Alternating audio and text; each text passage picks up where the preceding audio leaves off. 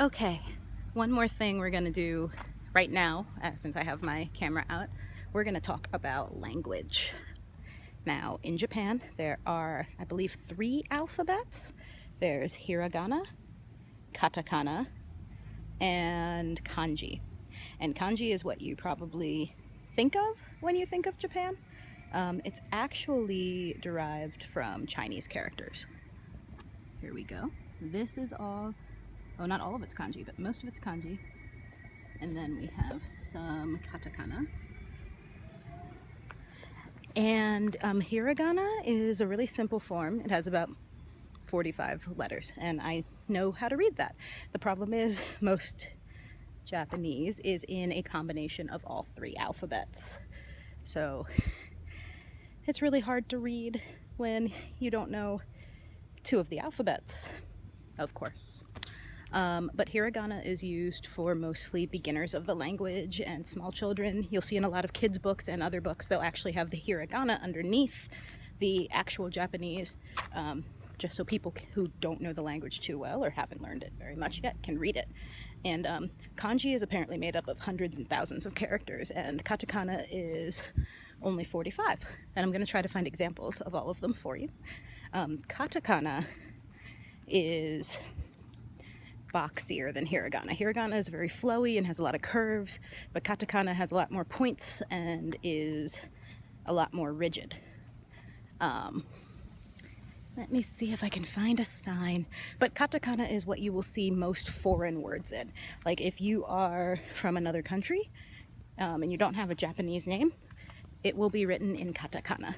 All foreign companies written in katakana. Let's see.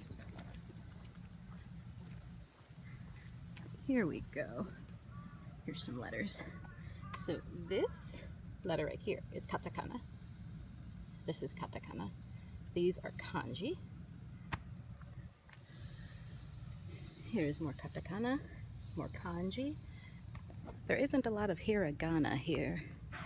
Oh, this is the little tanuki figure for Shigaraki, and a statue of a big tanuki figure. There's apparently a waterfall somewhere that I have missed, so I will have to go see that. That's a map of the whole prefecture, well, the whole town. Ah, here we go. Here is a sign where we will be able to look at more of the language. I'll also post some pictures of the language. Usually you start learning hiragana first, then katakana, then kanji.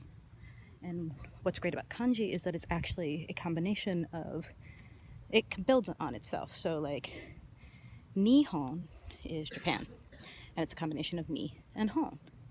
Hon is book, ni, I can't remember, sun, I think. So it combines and you get the different letters, but here we go. Here's some hiragana. See how it's a lot more smooth and curvy, and then you got some katakana. This is actually used in both, katakana and more kanji.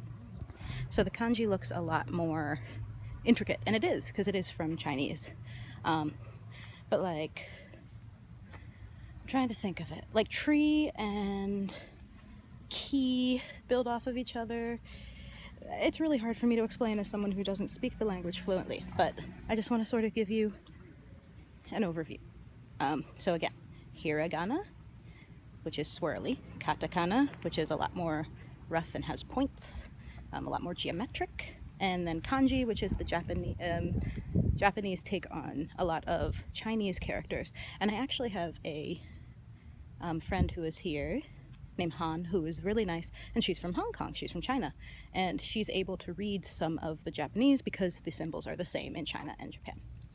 So yeah, so everywhere I go, this is what I see. And oh, they actually, a lot of places, because they realize that they're gonna get a lot of foreigners, will have things in English, which they call romaji. That is our alphabet, it's called romaji.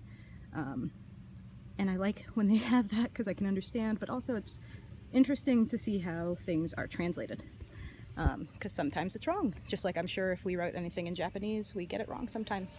But it's just great because they have 3 alphabets and we have 1, and I don't know how I'm going to learn them all, but I'm slowly getting it. So that's just an introduction on Japanese letters.